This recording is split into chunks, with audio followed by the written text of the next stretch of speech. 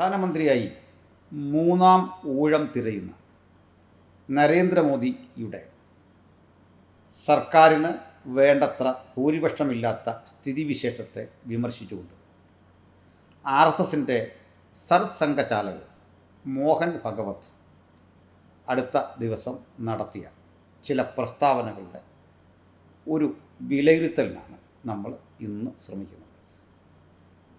1925 രൂപീകൃതമായ രാഷ്ട്രീയ സ്വയംസേവക സംഘ് എന്ന ചിത്പവൻ ബ്രാഹ്മണ സമൂഹത്തിൻ്റെ നിയന്ത്രണത്തിലുള്ള സന്നദ്ധ സംഘടന 2025 ആകുമ്പോഴേക്കും 100 വർഷം പിന്നിടുകയാണ്. ഈ 100 വർഷത്തിൻ്റെ കാലയളവിൽ വാർഷികം ആഘോഷിക്കുന്ന ആ ഘട്ടത്തിൽ മോഹൻ ഭഗവതിനെ പോലെ സവർണ ബോധമുള്ള RSS സമൂഹം ചിന്തിച്ചു പോരുന്ന ചില സങ്കല്പങ്ങളും സ്വപ്നങ്ങളും ഉണ്ടായിരുന്നു. ആ സ്വപ്നങ്ങളിലേക്ക് നടന്നെടുക്കാൻ അവർ ആ കാലഘട്ടത്തിൻ്റെ തൊട്ടടുത്ത് നിൽക്കവേ BJPക്കേറ്റ ഈ നേരിയ തിരിച്ചടി മോഹൻ ഭഗവതിനെ ദുഃഖിപ്പിക്കുന്നത് സ്വാഭാവികമാണ്.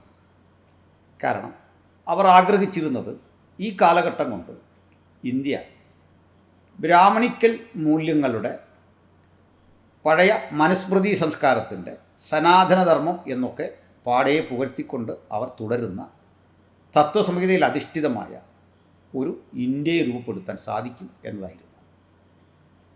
ആ ഒരു ചിന്തയിൽ നിന്ന് വ്യതിചലിച്ച് മോദി അമിത്ഷാ കൂട്ടുകെട്ട് നടപ്പിലാക്കിക്കൊണ്ടിരിക്കുന്ന പ്രവർത്തന രീതിയോട് പലവിധത്തിൽ വിയോജിപ്പ് പ്രകടിപ്പിച്ചുകൊണ്ട് RSSൻ്റെ പല പ്രസ്താവനകൾ, അതിൻ്റെ പ്രമുഖ പ്രവർത്തകരുടെ നിരീക്ഷണങ്ങൾ ഇതിനകം പുറത്തു വന്നിട്ടുണ്ട്. അതിൽ മോഹൻ ഭഗവത് പ്രധാനമായും ഊന്നൽ നൽകുന്ന ചില പ്രശ്നങ്ങൾ ഈ കനത്ത തോൽവിയുടെ കാരണം മോദി അമിത്ഷാമാരുടെ തൻപ്രമാണിത്വമോ അഹങ്കാരമോ ഒക്കെയാണ് എന്നാണ്. ഈ തിരഞ്ഞെടുപ്പിൽ RSSൻ്റെ സംഘടനാ സംവിധാനം BJPക്ക് വേണ്ടി കാര്യക്ഷമതയോടെ പ്രവർത്തിച്ചില്ല എന്നതും പല ഘട്ടങ്ങളിൽ അവർ ഇത്തരത്തിൽ പരസ്പരം ഏറ്റുമുട്ടുന്ന പ്രസ്താവനകൾ JP നദ്ദയുടെ ഉൾപ്പെടെ നമ്മൾ കണ്ടതാണ്. എന്നാൽ പലരും തെറ്റിദ്ധരിച്ചതുപോലെ അല്ലെങ്കിൽ ചിന്തിച്ചു വച്ചിരിക്കുന്ന പോലെ ഈ രാഷ്ട്രീയ സ്വയംസേവക സംഘ് എന്ന RSS ഇതാദ്യമായിട്ടല്ല BJPയുടെ പ്രവർത്തന രീതിയെ വിമർശിക്കുന്നത്. 1980 BJP എന്ന നിലയിലേക്ക് ഒരു രാഷ്ട്രീയ കക്ഷി രൂപപ്പെടുന്നു.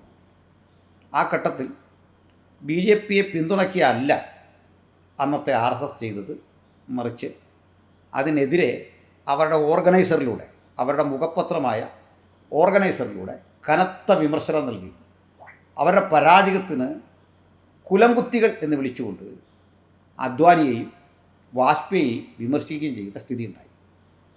എൻ്റെ ഓർമ്മയും വിശകലനവും കറക്റ്റാണെങ്കിൽ ദേവറസ്ജിയാണ് അന്ന് RSSൻ്റെ സർവസംഘ ചാലകൻ.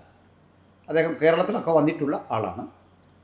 അപ്പോൾ ആ കാലഘട്ടത്തിൽ കൃത്യമായി തന്നെ RSS BJPയെ എതിർത്തിട്ടുണ്ട്. അദ്വാനിയും അതുപോലെ തന്നെ വാജ്പേയിയും അവരുടെ കുലംകുത്തികളുടെ ലിസ്റ്റിൽ പെടുകയും അന്ന് ഇന്ദിരാജി നയിക്കുന്ന ഇൻ്റർനാഷണൽ കോൺഗ്രസ്സിനെ അവർ സപ്പോർട്ട് ചെയ്യുകയും ചെയ്തിട്ടുണ്ട്. ഇതിൽ നിന്ന് മനസ്സിലാക്കുന്നത് ഈ RSS എന്ന സംഘടന സമയോചിതമായി തങ്ങളുടെ മുമ്പിലുള്ള എല്ലാ രാഷ്ട്രീയ സംവിധാനത്തെയും അവർക്ക് അനുകൂലമായി പ്രയോജനപ്പെടുത്തും. ഇനി RSS മുമ്പോട്ട് വെക്കുന്ന രാഷ്ട്രീയ തത്വസംഹിത ബ്രാഹ്മണ സമൂഹത്തിന് പണ്ട് ലഭ്യമായിരുന്ന സുഖവും പരിഗണനയും അവർക്ക് സമൂഹത്തിലുണ്ടായിരുന്ന നിലയും പദവിയും ജനാധിപത്യ രാജ്യത്തിൽ ഘട്ടം ഘട്ടമായി നഷ്ടപ്പെടുകയും അവരും ശേഷം പൗരന്മാരുടെ നിലയിലേക്ക് താഴേക്കിരിക്കുകയും ചെയ്യുന്ന ആ സ്ഥിതി അസഹനീയമാണ്. അതുകൊണ്ട് തന്നെ കൃത്യമായ അവരുടെ ആശയവൽക്കരണം ഇതര പാർട്ടിക്കുള്ളിലും ഏതാണ്ടൊക്കെ ചെയ്തെടുക്കാൻ സാധിച്ചിട്ടുണ്ട്. തൊഴിലാളി വർഗത്തിൻ്റെ പാർട്ടി എന്നറിയപ്പെടുന്ന ഇടതുപക്ഷ കക്ഷികളുടെ പോലും മേൽക്കോയ്മയോ അതിൻ്റെ അവസാന വാക്കുമായി ഒരു കാലഘട്ടത്തിൽ ഈ ബ്രാഹ്മണ സമൂഹത്തിൽപ്പെട്ട ആളുകൾ തന്നെയായിരുന്നു എന്നുള്ളതാണ് ചരിത്രം നമ്മുടെ മുമ്പിൽ വെക്കുന്ന പാഠം. ഇന്നും കേരളത്തിലെ ഞാൻ കഴിഞ്ഞ ഒരു വീഡിയോയിൽ പറഞ്ഞ പോലെ ഇന്ത്യയിലെ തന്നെ പ്രബലങ്ങളായ രാഷ്ട്രീയ കക്ഷികൾ, വിശേഷിച്ച് കേരളത്തിലേക്ക് അതിനൊന്ന് ചുരുക്കി കണ്ടാൽ UDF, LDF, NDA സംവിധാനങ്ങളുടെ മേധാവിത്വം കൃത്യമായി തന്നെ ഒരുതരം ഹൈന്ദവൽക്കരിക്കപ്പെട്ട നിലയിലാണ് പോകുന്നത്. ഹൈന്ദവവൽക്കരണം എന്നുകൊണ്ട് അർത്ഥമാക്കുന്നത് ഭൂരിപക്ഷ ജനത ഹിന്ദുക്കളായതുകൊണ്ട് ഇത്തരം സംഘടനകളുടെ തലപ്പത്ത് അവർ വരുന്നത് സ്വാഭാവികമല്ലേ എന്നുള്ള ഒരു ന്യായീകരണമല്ല. മറിച്ച് ആ ന്യായീകരണത്തിന് പ്രസക്തിയില്ല. ഹിന്ദുമതത്തിലെ ഹിന്ദു വിശ്വാസികളായ ആളുകളുടെ പ്രാതിനിധ്യം അവിടെ കിട്ടുന്നു എന്നല്ല, മറിച്ച് സവർണ ഹിന്ദുക്കൾ തന്നെ ഇത്തരം രാഷ്ട്രീയ സംവിധാനങ്ങളുടെ മേധാവികളായോ അല്ലെങ്കിൽ നിർണായക സ്ഥാനത്തോ ഉണ്ടാകണം എന്ന നിലയിൽ ഇന്ത്യയിലെ പ്രബല രാഷ്ട്രീയ പാർട്ടികളിലെല്ലാം RSSൻ്റെ സ്വാധീനം കൃത്യമായി തന്നെ നമുക്ക് കാണാൻ സാധിക്കും. അല്ലെങ്കിൽ RSS ഉയർത്തുന്ന രാഷ്ട്രീയമെന്തോ ആ രാഷ്ട്രീയം കൂടിയതും കുറഞ്ഞതുമായ ഗ്രാവിറ്റിയിൽ ഈ രാഷ്ട്രീയ കക്ഷികൾ എല്ലാം തന്നെ കൃത്യമായി പയറ്റുന്നു എന്നത് നമ്മൾ കാണാതിരിക്കരുത്. ഇനി മോഹൻ ഭഗവത് പറഞ്ഞ മറ്റൊരു വിഷയം മണിപ്പൂർ പോലെയുള്ള പ്രശ്നം. മണിപ്പൂരിനെ തന്നെ അദ്ദേഹം സ്പെസിഫൈ ചെയ്തു. ഒരു വർഷം ഈ മണിപ്പൂർ കലാപം ഇങ്ങനെ നിന്നിട്ടും അത് പരിഹരിക്കാൻ കഴിയാതെ പോയത് നരേന്ദ്രമോദിയുടെ അല്ലെങ്കിൽ ഭരണകൂടത്തിൻ്റെ വീഴ്ചയായി ശ്രീ മോഹൻ ഭഗവത് ചൂണ്ടിക്കാണിക്കുന്നു. ഇത് വളരെ തമാശയായി, ഈ വർഷം കേട്ട ഏറ്റവും വലിയ തമാശയായി തോന്നുന്നു. കാരണം എന്തെന്ന് ചോദിച്ചാൽ, മെയ്തൈ കുക്കി എന്നുള്ള രണ്ട് ആദിവാസി ഗോത്ര ജനത തമ്മിലുള്ള സംഘട്ടനമായി ഇതുവരെ ചുരുക്കി കണ്ടിരുന്നു RSSും അതുപോലെ BJPയും അവിടെയുള്ള പ്രശ്നങ്ങളെ. വാസ്തവത്തിൽ മണിപ്പൂരിലെ പ്രശ്നം ഞാനിതിനു മുമ്പ് പല വീഡിയോയിലൂടെ പറഞ്ഞിട്ടുണ്ട്. ഈ മെയ്തേ സമൂഹം ഒരിക്കലും ഹിന്ദുക്കളായിരുന്നില്ല. സനമാഹി എന്നറിയപ്പെടുന്ന ഒരു മതത്തിൻ്റെ അല്ലെങ്കിൽ ഒരു ഗോത്രീയമായ ആചാരവ്യവസ്ഥയുടെ പശ്ചാത്തലമുള്ള ആ സമൂഹത്തെ കൂടി ഹൈന്ദവവൽക്കരിച്ച് അവരും സനാതന മതത്തിൻ്റെ അല്ലെങ്കിൽ ഇന്ത്യയിൽ പണ്ടേ ഉണ്ടായിരുന്ന ഹിന്ദുമതത്തിൻ്റെ ആളുകളാണ് എന്ന് വക്രീകരിച്ച ചരിത്രത്തോടെ അവരെ ഹിന്ദുമതത്തിൻ്റെ ഭാഗമാക്കി നിർത്തിക്കൊണ്ട് അവിടെയുള്ള കുക്കികളെ, ആദിവാസി ജനതയെ അവർ പാർശ്വവൽക്കരിക്കാനും കൂടുതൽ അവരെ ഉപദ്രവിക്കാനും ഇത്തരത്തിലെ തീവ്രവാദ സംഘടനകൾക്ക് സർക്കാർ സ്പോൺസേഡായിട്ടുള്ള ഒരുതരം പിൻബലം നൽകുന്ന പരിസ്ഥിതി അവിടെ സംജാതമായിരുന്നു. പക്ഷേ അവിടെ ദയനീയമായി BJP പരാജയപ്പെടുമ്പോൾ ആ പരാജയത്തെക്കുറിച്ച് മോഹൻ ഭഗവത് ഇപ്പം ചിന്തിക്കാനുള്ള കാരണം അവർക്ക് പ്രതീക്ഷ മറ്റൊന്നായിരുന്നു. ഇങ്ങനെ ജാതിയോ വർണ്ണമോ മതമോ ഇളക്കി ഒരു വലിയ കലാപം നടത്തി കഴിയുമ്പോൾ ഗുജറാത്തിലെന്ന വണ്ണം അവർക്ക് പലയിടത്തും വിജയിക്കാൻ സാധിച്ചിട്ടുണ്ട്. അതേ തരത്തിലെ ഒരു സെയിം കാര്യം അവിടെ ചെയ്തു കഴിഞ്ഞാൽ തീർച്ചയായിട്ടും അവർക്ക് മുൻതൂക്കമുണ്ടാകുമെന്നും അങ്ങനെ കരുത്ത് കാട്ടാമെന്നും ശ്രീ മോഹൻ ഭഗവതും അല്ലെങ്കിൽ RSSും BJPയും ഒക്കെ ചിന്തിച്ചു. എന്നാൽ പ്രബുദ്ധരായ ജനങ്ങൾ അതിനെതിരെയുള്ള ഒരു വിധിയെഴുത്ത് അവിടെ നടത്തിയോടുകൂടി എന്തുകൊണ്ട് സർക്കാർ ഇത് ഇത്ര നീട്ടിക്കൊണ്ടുപോയി പ്രശ്നം പരിഹരിച്ചില്ല എന്നുള്ള ചോദ്യം കേട്ടാൽ നമ്മൾ വിചാരിക്കും, ഈ കടുവ എങ്ങനെയാണ് സസ്യബുക്കായത്, ഇത്ര പെട്ടെന്ന് മോഹൻ ഭഗവതിന് മാറാൻ കഴിഞ്ഞത് എങ്ങനെയാണ് നമുക്ക് തോന്നും. തെറ്റിദ്ധരിക്കരുത്. RSSൽ അന്തർലീനമായിട്ടുള്ള പ്രത്യയശാസ്ത്ര ബോധം ഒരിക്കലും ക്രൈസ്തവരെയോ മുസ്ലിങ്ങളെയോ ദലിതരെയോ മറ്റു പിന്നോക്കരെയോ ഉൾക്കൊള്ളുന്ന തരത്തിലല്ല.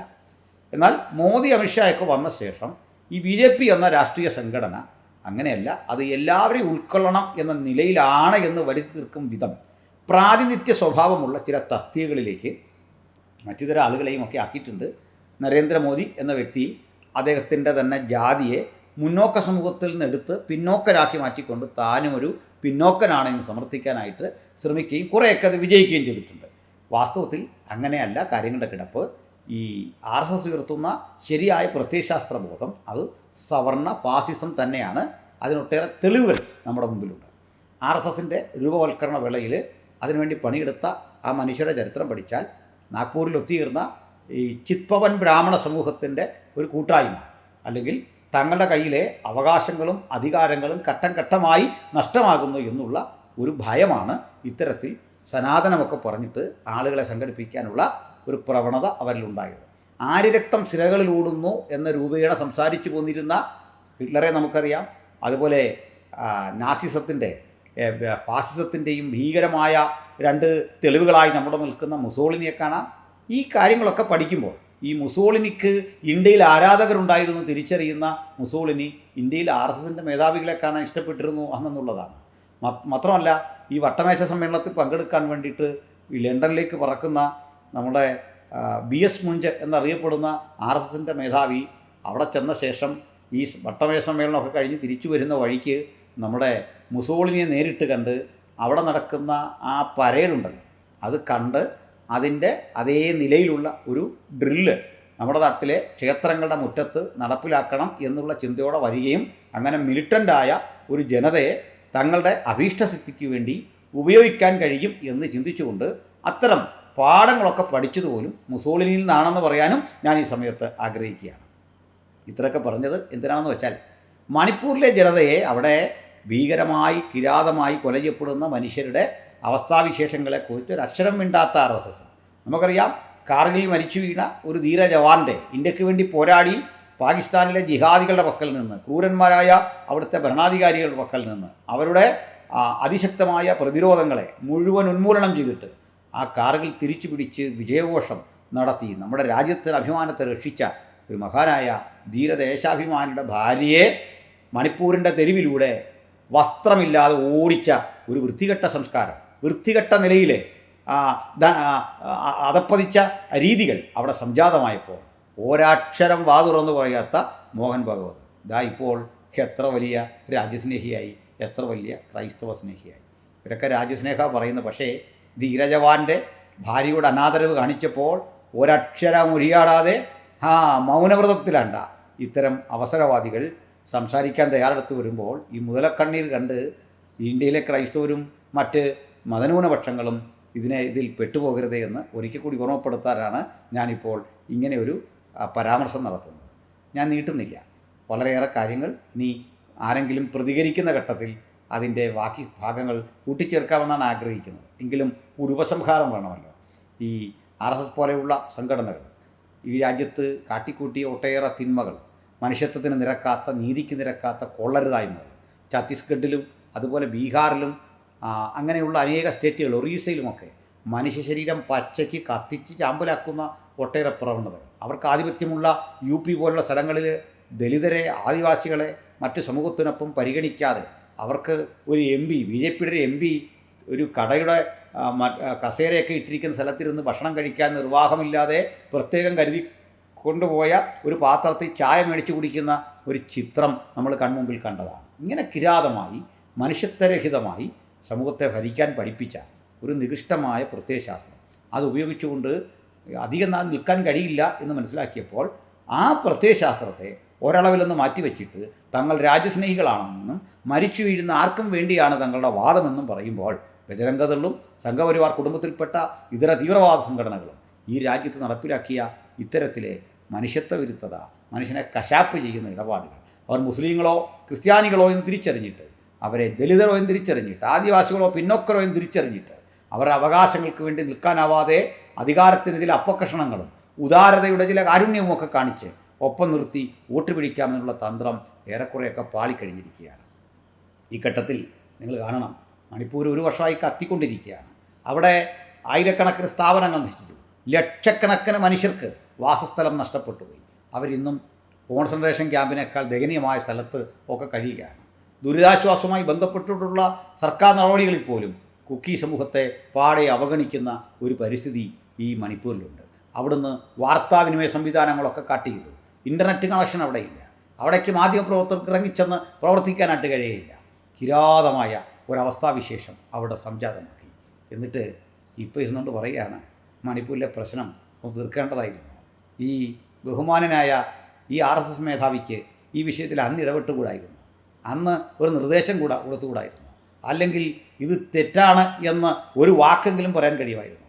മോഹമൊക്കെ വടികുത്തി പിരിഞ്ഞപ്പോൾ 100 വർഷം തികയുന്ന ആ ഘട്ടത്തിൽ അത്തരമൊരു ആഘോഷത്തിൻ്റെ പൊലിമയിൽ ഈ അവർ പ്രതീക്ഷിച്ച സ്വപ്നങ്ങൾ പലതും നടക്കുന്നില്ല എന്ന് കണ്ടപ്പോൾ ആകപ്പാടെ വിഷണരായിത്തീരുന്നു. അയോധ്യയിൽ രാമജന്മ ഭൂമി എന്നൊക്കെ വിളിച്ചു പറയുന്ന ആ ക്ഷേത്രം നിലകൊള്ളുന്ന സ്ഥാനത്ത് പോലും BJPക്ക് കനത്ത തിരിച്ചടി, ദയനീയ തോൽവി. മോദി തൻ്റെ മണ്ഡലത്തിൽ 4 ലക്ഷത്തിൽ പരം വോട്ടുകൾക്ക് വിജയം വരിച്ച വാരണാസിയിൽ അദ്ദേഹത്തിന് 1.5 ലക്ഷം വോട്ട് കൊണ്ട് വീർത്ത് ജയിക്കേണ്ടി വരുന്നു. 1 മണിക്കൂറോളം അദ്ദേഹത്തെ എതിർ സ്ഥാനാർത്ഥി പരാജയത്തിൻ്റെ ഭീതിയുടെ മുൾമുനയിൽ നിർത്തുന്നു. ഈ പരിസ്ഥിതിയൊക്കെ കണ്ടപ്പോൾ മോഹൻ ഭഗവതിന് വല്ലാത്ത വേദന. ഇത് ഒരു തുടക്കം മാത്രമാണ്. കാരണം രാജ്യത്തൊരു ഭരണഘടനയുണ്ട്. ആ ഭരണഘടന നിലവിൽ വന്നത് മനുഷ്യത്വത്തെ മുഴുവൻ നിഷേധിക്കുന്ന മനുസ്മൃതി എന്ന ലോകം കണ്ട ഏറ്റവും വലിയ നിയമ ആഭാസത്തെ കത്തിച്ച് ചാമ്പലാക്കിക്കൊണ്ടാണ് മഹാനായ അംബേദ്കർ ഇന്ത്യൻ ഭരണഘടനയ്ക്ക് കൃത്യമായ അവതരിപ്പിക്കൽ നടത്തുന്നത് എന്നുകൂടി ഓർക്കണം. കാരണം എന്തൊക്കെയാണ് അതിൽ എഴുതി വച്ചിരിക്കുന്നത്? എന്താണ് ഈ സനാതനധർമ്മം? അത് മാനം മര്യാദയ്ക്കൊരു രാഷ്ട്രത്തെ ഭരിക്കുക എന്ന സങ്കല്പമല്ല. ബ്രാഹ്മണനും പശുവിനും സുഖമെങ്കിൽ ലോകസമസ്ത സുഖിനോ ഭവന്തു എന്ന് പഠിപ്പിക്കുന്ന കിരാതമായ, വളരെ ആധുനിക സമൂഹത്തിന് മനുഷ്യത്വം പ്രധാനമാണെന്നും മനുഷ്യാവകാശങ്ങൾ സുപ്രധാനമാണെന്നും ധരിക്കുന്ന ഒരു സമൂഹത്തിന് ചേരാത്ത വില കുറഞ്ഞ ഒരു കാഴ്ചപ്പാടുള്ള രാഷ്ട്രീയം, ആ രാഷ്ട്രീയത്തെ പ്രതിദാനം ചെയ്യുന്ന ഒരു സംഘടനയ്ക്ക് മനുഷ്യസ്നേഹമുണ്ടാവുക സ്വാഭാവികമല്ല. നമുക്കറിയാം എന്താണ് ഈ RSSൻ്റെ അടിസ്ഥാന ചിന്ത എന്താണ്, ആ കൃതി ഏതാണ്. ഗുരുജി ഗോൾവർക്കർ എന്നറിയപ്പെടുന്ന അവരുടെ സൈദ്ധാന്തികൻ പടച്ചുവെച്ച വളരെ കുപ്രസിദ്ധമായ ഒരു കൃതിയുണ്ടല്ലോ. എന്താണ് അതിൽ പറയുന്നത്? നിങ്ങൾക്കറിയാം, വിചാരധാര. അതിലെന്താണ് പറയുന്നത്? അതിൽ ആഭ്യന്തര ശത്രുക്കളുണ്ട്. ആഭ്യന്തര ശത്രുക്കളിൽ കമ്മ്യൂണിസ്റ്റുകൾ പെടും, മുസ്ലിങ്ങൾ പെടും, ക്രൈസ്തവർ പെടും. ഇത് മൂന്നും ആഭ്യന്തര ശത്രുക്കളാണ്. ആഭ്യന്തര ശത്രുക്കൾ രാജ്യത്തിനകത്ത് ആഭ്യന്തര ശത്രുക്കളായി ഇവരെ കാണുമ്പോൾ ഇനിയും അവർ നിർവചിക്കാത്ത കുറേ ശത്രുക്കളുണ്ട്. എന്താണ്? വേദങ്ങളും ഉപനിഷത്തുക്കളുമൊക്കെ ഞങ്ങൾ കൈകാര്യം ചെയ്തുകൊണ്ടിരുന്നു, ഞങ്ങളുടെ കൈപ്പിടി വിട്ടിത് പുറത്തേക്കൊന്നും പോകാൻ പാടില്ല, മറ്റ് ചണ്ടാളനോ അതിന് താഴേക്ക് വരുന്ന മനുഷ്യർക്കോ ഒന്നും അതൊന്നും പ്രാപ്യമല്ലാത്ത വിധത്തിൽ ഉണ്ടാക്കി വച്ച സനാതനധർമ്മം. എന്നാൽ ഇതൊന്നും ഈ രാജ്യത്ത് പ്രത്യേകിച്ചൊരു മനുഷ്യനോ അതിൻ്റെ പിന്നാലെയൊന്നും പോകുന്നില്ല. നിങ്ങളുടെ ഉപനിഷത്തോ നിങ്ങളുടെ പ്രമാണങ്ങളോ നിങ്ങളുടെ ഏറ്റവും ശ്രേഷ്ഠമെന്ന് നിങ്ങൾ കരുതുന്ന ചിന്തകളോ തൽക്കാലം നിങ്ങളുടെ കയ്യിൽ തന്നെ വെക്കുക. അത് ഈ രാജ്യത്തിലെ ദളിതർക്കോ ആദിവാസികൾക്കും മുസ്ലിങ്ങൾക്കും ക്രൈസ്തവർക്കോ ഒന്നും ആവശ്യമില്ല. അല്ലെങ്കിൽ മനുഷ്യത്വമുള്ള ഇതര മനുഷ്യരുടെ ആവശ്യം ഭരണഘടനയാണ്.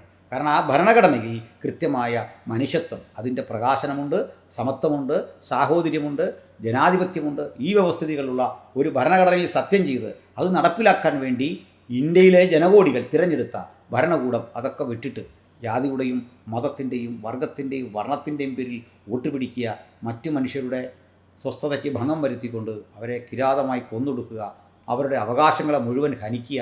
അങ്ങനെ തിരിച്ചടി നേരിട്ടപ്പോൾ ഇത്തരത്തിൽ സമയത്തിനൊത്ത് ഉണരുന്ന നേതാക്കന്മാർ വന്ന് ഒരു പ്രസ്താവന നടത്തിയാൽ അതിൽ ആത്മാർത്ഥത തെല്ലുമില്ല എന്ന് തിരിച്ചറിയാനുള്ള ആ വലിയ ബോധം നമ്മുടെ നാട്ടിലെ പ്രബുദ്ധരായ ജനങ്ങൾക്കുണ്ടാകട്ടെ. നാളെയും ഇവരുയർത്തുന്ന ഇത്തരം അപകടങ്ങളുടെ മുമ്പിൽ നമ്മൾ പെട്ടുപോകാതെ നമ്മളുടെ വഴിയെ, ജനാധിപത്യത്തിൻ്റെ വഴിയെ, ഭരണഘടനയുടെ വഴിയെ ഈ വാക്കിൽ കേൾക്കുന്ന ഏവരും യാത്ര ചെയ്യാനുള്ള ആ ഉന്മേഷവും ഉത്കൃഷ്ടമായ ആ ബോധവും കൃത്യമായ അവകാശ പ്രഖ്യാപനങ്ങളും നമുക്കുണ്ടാകട്ടെ എന്നുള്ള ആശംസയോടെ ഞാൻ ഉപസംഹരിക്കുന്നു. നന്ദി, നമസ്കാരം.